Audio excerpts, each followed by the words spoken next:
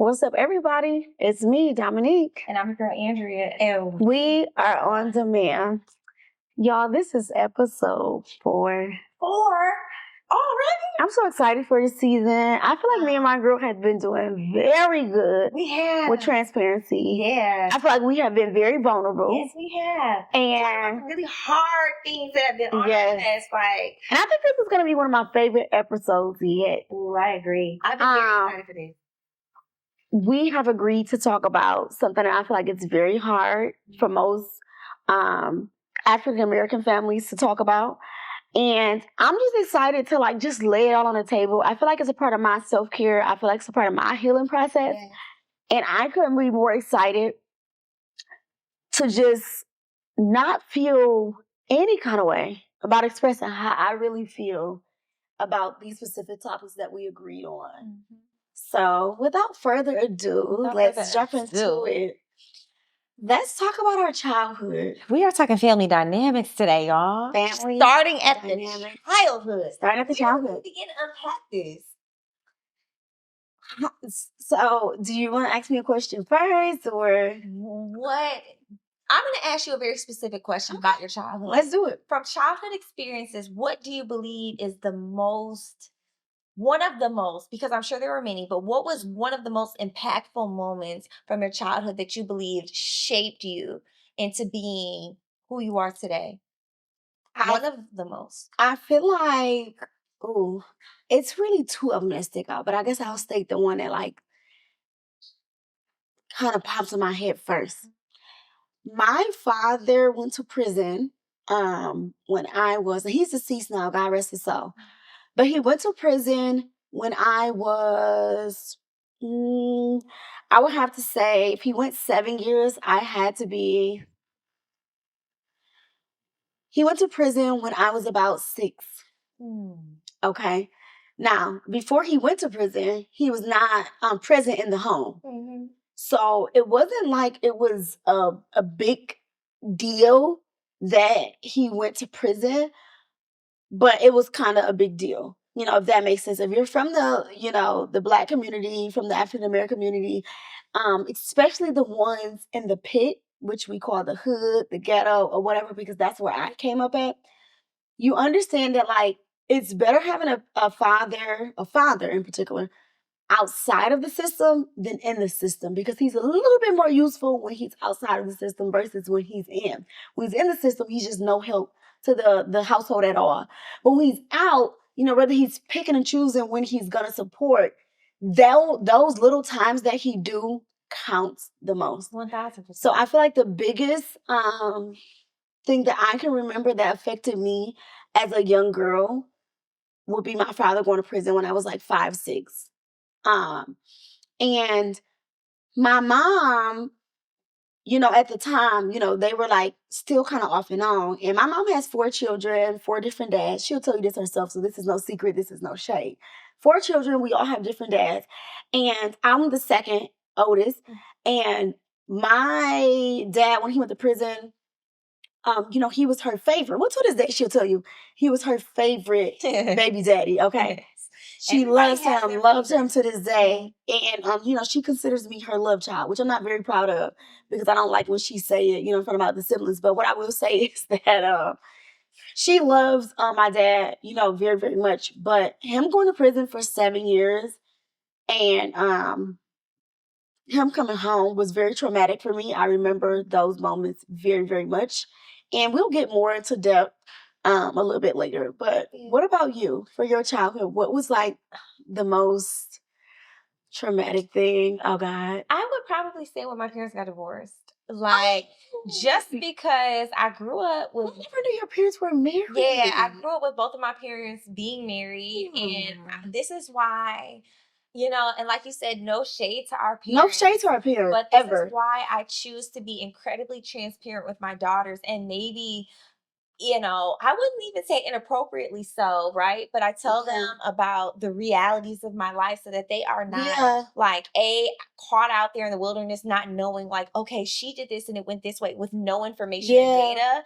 and also just not caught out there with you know what I'm saying, not knowing. I felt like when my parents announced their divorce, it was out of the blue, and my dad left that same night.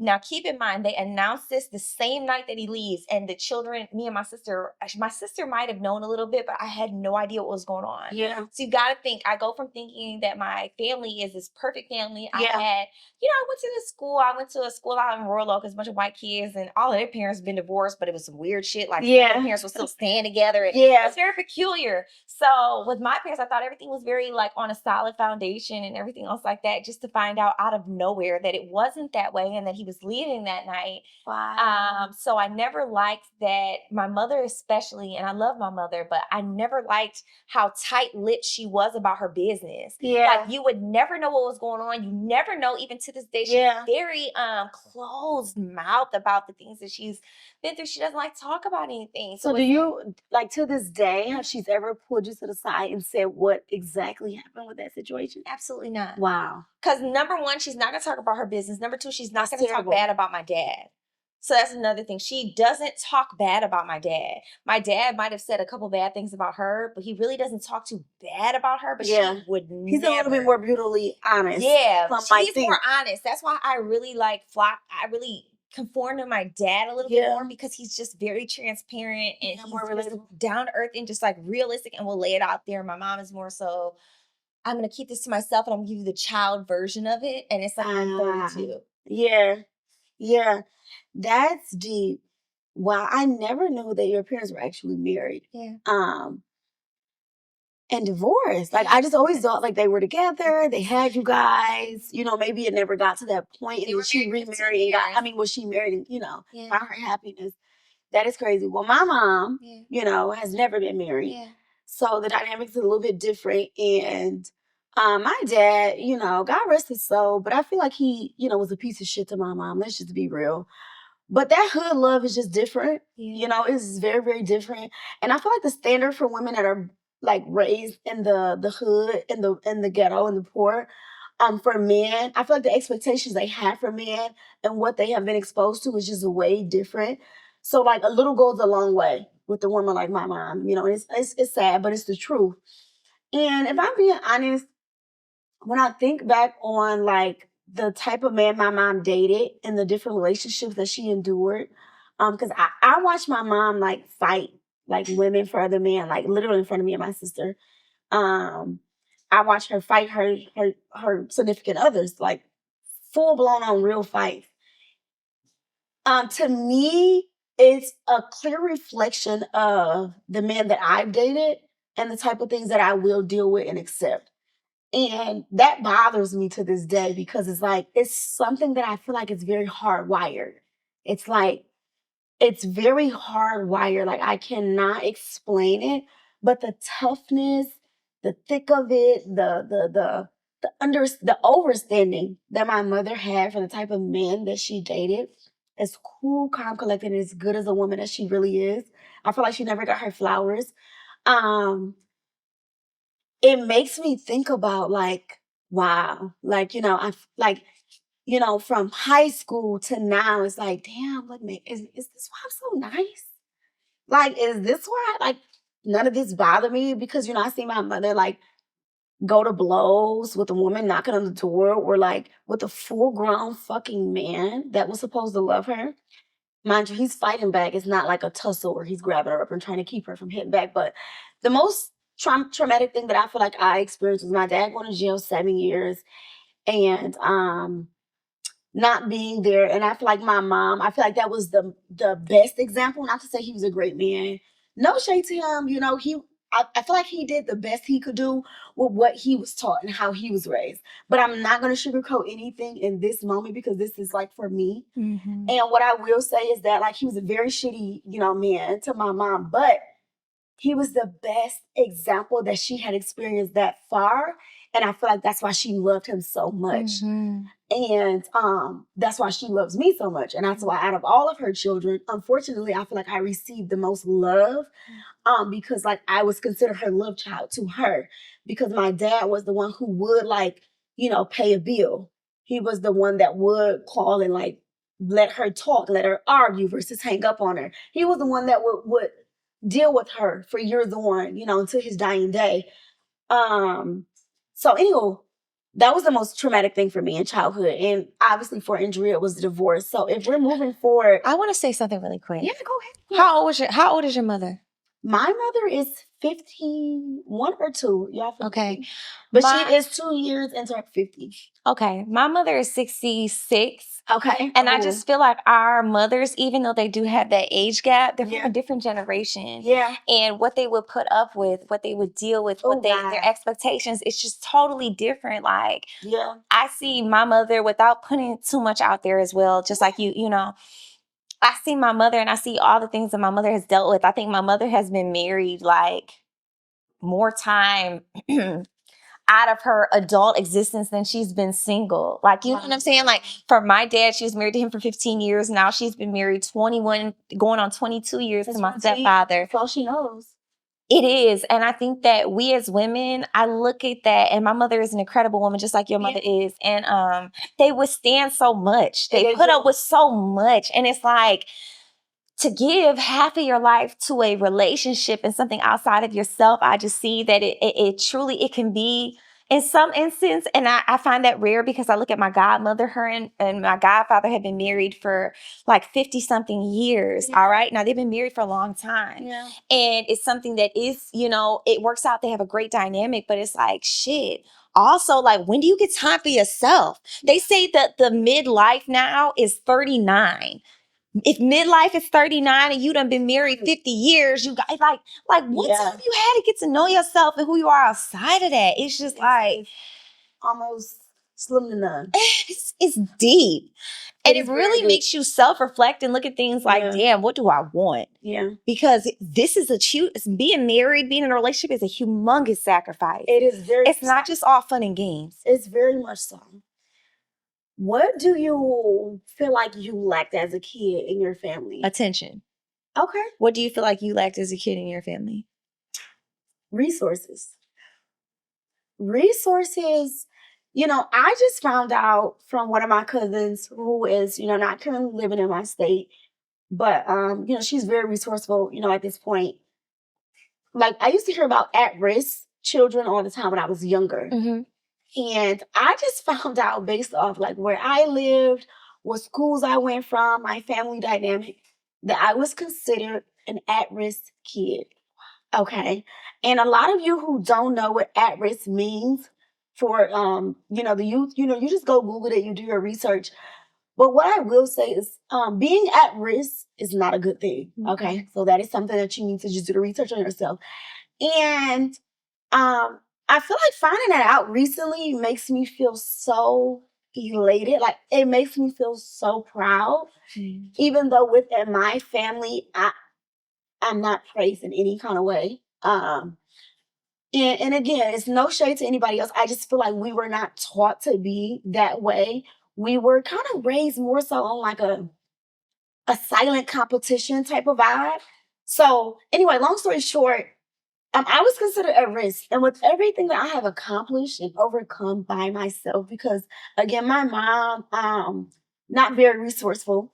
Dad, deceased. I think I maybe was in 12th grade, or maybe I graduated. Maybe he died like the year after graduation. It was somewhere around there. I found all the resources that I needed to be the person I am today, myself. Mm-hmm. My mom nor my dad is not responsible for my success, period. There were a lot of women surrounding me who I kind of met in passing. Shout out to Courtney. She was like my cousin's girlfriend. She had a lot of businesses. I really looked up to her at one point. Shout out to Cheryl from CDK. She was another woman that was a really big influence to me. And she brought us together. She did. She brought us together. Yes. And all of these people to me today are not like very perfect. They had a lot of perfect things about them that I could take, make my own, and become better. And I'm forever grateful for that. So as a kid, I feel like I lacked resources. I did not know how free the library was until I was like 16, 17. And at that time, if I'm being very honest, I was already like involved in illegal activity, the scamming, You know, I kind of got involved in that world. I'm not very proud of it. I'm also not ashamed to say where I came from and what type of things that I indulged in to elevate and evolve as the woman I am. And I did not know how free a library was and how resourceful it could be to me as a kid until I was in like 12th grade. That is ridiculous. Like, that is horrible. Yeah. Because in my neighborhood where I grew up at and how I was raised, there was no desktop or no laptop in my household. My mom, I have no reason to lie. I have never had a desktop in my household. Never. We had a game system, but mostly the guys played that. But I never had a laptop. We never had a tablet. We never had a desktop, a desk with a computer, a modem, whatever keyboard, mouse that comes with a desktop. Okay, we never had that growing up for me in my household. Never, not one time. My mom had quite a few houses, and as I got older and I met different people similar to Andrea, who had like a different, upbringing, even though their growing up wasn't perfect either. Everybody has their shit. It was kind of normal to have a desktop. And in my household, we never had that. My mama could never afford to buy a desktop. And do you know how resourceful getting on a computer in your dining room could be when you just want to research something or do homework could be? Or how about somebody just telling you if your mom can't afford it, not the worst thing in the world. Hey, it's a library up the street. Where if you just get a free library card, it's free to sit on the computer for an hour or two a day. Never knew that until I was 2 years from grown. So resources was the biggest thing I lacked as a child. And that is the biggest thing that I'm going to provide and give to my daughter. Just because I lacked it, I know that has hindered and got in the way of how far I could actually be at my age. That's crazy because I see how we never had it. Like I said, I am an easy crier. Season 1.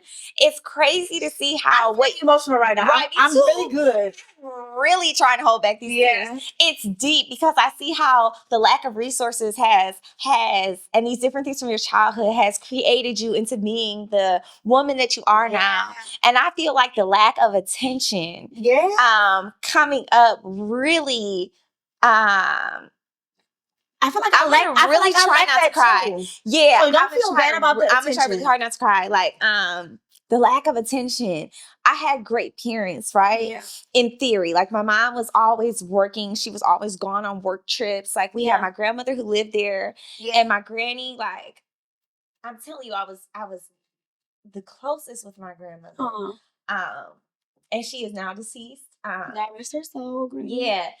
Very close with her. She helped me get into. She was everything that I felt like I was not necessarily getting from my parents. She made sure that she would listen to me. I had a lot of I had bouts with like suicide, like all types of stuff like that, which is crazy. I've had that experience. I had every resource. I had a lot of resources growing up, but it's like without attention, time, and adequate love. Resources don't mean you're so right. You're so right. You are needing something else. And my parents are very great at providing resources. I went to private school my entire life. Lived in a great neighborhood. Had great things, but my parents weren't around. And wow. It really opened up the door for me to be seeking that attention from other things, to get distracted. I didn't realize how great it was to have these certain things. And I know you weren't as even if you didn't have the attention, you were more centered. Oh, we didn't have that either. Yes. To where you weren't looking for outside things to feel that. I think that in my dynamic, the tension was never there. I cannot say for you, but maybe at some point, maybe even year 1 through 4, you got some like good attention. I got it from outside sources. We had a woman who helped raise us, who was like our babysitter, but she was really like a grandmother. Wow. Her name was Julia, and she helped so. I want to say that that's the person who ensured me being a good person. She ensured me having love and doing things lovingly and the right way and from the heart. So I got it from different places. Yeah. It wasn't necessarily from my Parent parents, from a parent, right? But it was like I got it from. I was able you got to it from pull it somewhere. yeah, for sure. Yeah. For me, I feel like there was so many kids around, so there was some attention there. But so many kids. Oh my God, my family didn't do anything they fucking breeded. Okay. Child. Everybody got 4+. Oh, absolutely. That's great. Okay. And I think that like from definitely not from my dad, and from my in-laws from my dad's side. No offense to you guys. I know that this is your deceased family member as well. No disrespect. I get how you guys may feel from him. But again, I lost out on 7 years with him because he was incarcerated. And when he got out, I was 13, 14, smelling myself. I didn't know this man. Yeah. And the moment he got out, my mom invites him over. And my mom gives me a cell phone like a year before. So I'm texting and talking to boys. I'm maybe in the 8th or 9th grade. She's not 1,000% comfortable with it, but she's not saying anything about it. Mm-hmm. This man gets out who I don't have a relationship with, who I don't remember because he went to jail when I was 5. She allows him to whoop me. This is what I remember. Okay, I don't know him. He's like a month out of the fucking penitentiary. And he whooped me because he goes through my phone and he sees a text message of a boy asking me what I wanted for lunch. I cannot make this up. I was nowhere near sexually active. Wow. And he whoops me with the belt in his hands. And, I was very, very upset about this. When he died and I got the call that he died, I didn't even cry. Okay, this is how mad I was for so long. I did not cry until they begged me to speak at the funeral, until I had to get up and speak. And when I got up and spoke, I cried because I realized I didn't have any fond memories that I could remember. I didn't have anything nice to say about this man, and he donated sperm to create my existence. So I cried like a baby at that funeral on the podium in front of everybody. And I said, this is really sad. And I said it to everybody there. I said, I have barely anything to say. Because when he got out of jail, he put me, and then he ran to West Virginia, and I didn't see him again until he was in his casket. Okay, literally. I saw him twice when he got out of jail, and I told them, and I'm like, but this is really sad for me because I feel like I didn't get a fair chance to get to know this person who was a part of my DNA. And I'm like, and this is why I'm crying because, I thought it was more so about being pissed about a whooping or a man that I didn't know. And I wanted to be this rebellious, clothing kid. Fuck you. You don't know me. You came home. You whooped me. You didn't get a chance to get to know me. And it was more to me at that point when he died. It was like, wow, like I'm never going to get the chance to know who my father is. Never. And that was the saddest thing ever for me, growing up because, he's dead and gone now. It's been about 8 years. And I don't know this man. Like, I know his name. I know I can remember his voice. I know that he took me shopping maybe once or twice as a youth, for a girl. I know that I missed 7 years with him. I know that my mama was very fond of him. Mm-hmm. But what else can I say? I don't even know his birthday. Can I tell you his exact birthday? Absolutely not. I know he's a Taurus. Mm-hmm. Oh, we both got Taurus daddy. Yeah, but I cannot tell you the day he was born. Mm-hmm. I do know that he passed in April, but I can't tell you that date either. And I say all this to say, that's a very horrible way to experience or remember your dad. Yeah. Okay. And yeah, so that's just what I have to say about that. I think it's just as, first of all, I'm not going to even say it's just as bad because now at this point, you don't have the ability to do any, like in that aspect, you don't have the ability to alter it. Yeah. But I think that like from all of this, it's like, it's just as bad when you have a living parent who is not open with you and who does not allow you to have any space or grace. Like my mother, I love my mother, but my mother is very much like, closed off. It's like I've never seen her cry. Yeah, I've never seen like these human emotions a lot of times out of her, and she does not share her humanly experiences. And this is not to rag on anything, but it's just like it's incredibly important to. And this is good to hear from me because I don't cry. I do not know. I'm waiting for the day that I can pour it out. When I tell you guys, besides when my daughter was birthed, and I can't even tell you the last time I cried. But anyway, I don't want to ever make my daughter, because one of my biggest goals is to send her to private school. Right. And it's good hearing it from this side, because I don't ever want my daughter to feel like I wasn't human or emotional with her. That's the thing.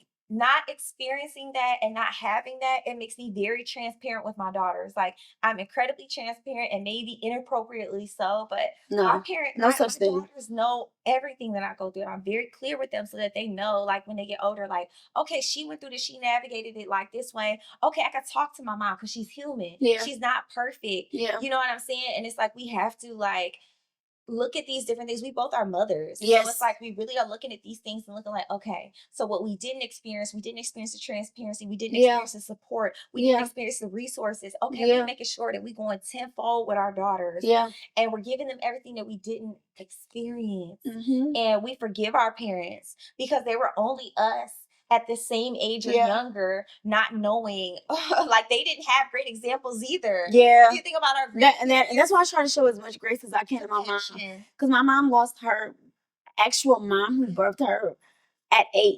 Wow. And then she was shipped from North Carolina to Detroit, Michigan, to be raised by a woman she didn't know from a can of paint, who already had 8 children. Who were very unnice to my mom. Yeah. And I don't care who sees this. You guys were very unnice to my mom. You're still very unnice to her. And you're very unnice to her offspring because we're excelling and your kids are not. And then let's just be clear. And for the ones who have kids that are excelling, shame on you. My mom has never felt accepted. So I feel like now at this age, she's not as mature as she should be, in my opinion. No offense, Mom, love you to death, but you know how I feel because I'm very vocal with my mom. But she's still trying to live a young life because she had a bunch of children, at 15, me at 19, my brother at 27, my sister at 28. She never had a chance to really live her youthful life. So she's living still like she's very youthful. Although she, hands down, best grandmother ever. I am so grateful for the time you take with my daughter. I am so grateful for all the yeses. Thank you so much. But my mom, just mentally, I just feel like she didn't have the appropriate time to develop as a woman. And a lot of it comes from her upbringing and what she was deprived of. Right. So, and giving them that space, like, I look at my mom and I'm like, you just didn't have any type of emotional support and, like, allowing you to be human. Yeah. Like, I look at my mom and it's like, you just wasn't allowed to be human. Yeah. And at the end of the day, I think we're going to end it with, we have a lot of love. We have a lot of compassion for our parents. Yeah. We learned a lot from our experience with them, what we had and what we didn't have, and we are giving our kids the damn world. Absolutely. Okay? And we still ain't gonna be perfect. We ain't gonna be perfect, but we're gonna be as close to it as humanly possible. Okay. And to all the family members that I brought up, I love you. No love lost. But this is just my truth. This is just my perception of it. This is just my take on it. This is a part of my life and my story, and I'm only gonna tell it like to the best of my ability. And anybody that watches this that is very familiar with me, I hope that you can learn from this. I hope that you can take from this in some kind of way. This is not to beat up or bash anybody in any fashion or form. But we all, no matter what dynamic we come from things sometimes that does not make us very happy and that is not very helpful in our adulthood. And any young parent that's watching this, I hope you can learn from it because, it doesn't take a lot to be a parent. Like my friend said, attention is everything and resources. And private school is not considered resources, although that's something that I really want for my child. That's something that Andrea actually experienced. I was all public, but my friend experienced that, and I would have nothing less for my child. But I'm going to try to still include attention and private time and express emotions to my child because just learning from my friend that is very important. What are you saying, love? 1000%. And I like what you said about the private school. My kids go to private school right now. Yeah. And I'm dragging their ass out of there. When I tell you I'm dragging their ass out of there at the quickest thing possible, I think that it's cool for early development, but I just feel like it's incredibly important that if it is a private school, they need to see a reflection of themselves. Yes. My children, my oldest daughter is the only Black girl in her class. Oh, wow. I went to That's this what I'm scared private of. school. I went to this private school and it was not like that. We had a little bit more Black incorporation when I was there. Yeah. At this point is a little bit less. So being there and not Shame. being able to see your reflection is huge. But I think we're saying all this to say Yeah. use your weaknesses as your triumphs. Yes. Use that shit. Like make it your strength. If you didn't get the resources, if you didn't get the attention coming up, make sure that you go ahead and rework that shit to make it so that, yo, I didn't get this, but I'm gonna make sure my child has this, or I'm gonna make Yes. sure that I make it do what it do in my adulthood. Absolutely. All right. Yeah, well, I'm gonna give my friend a hug on camera I love you. because I friend. feel like it's due. I love I love Thank you. for sharing So much transparency. I love This you. is a good episode. Yes. I'm Dominique, And I'm Andrea. and we are on demand.